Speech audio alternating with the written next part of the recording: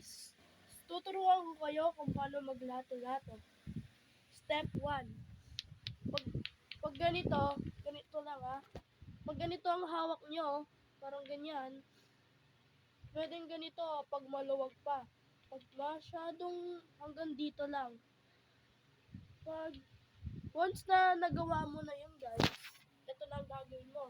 Ganyan. Ganyan na.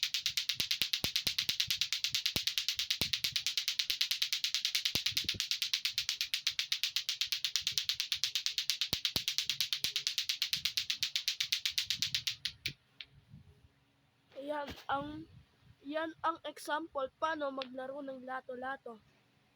So guys, mag-like and subscribe na kayo guys para may tayo.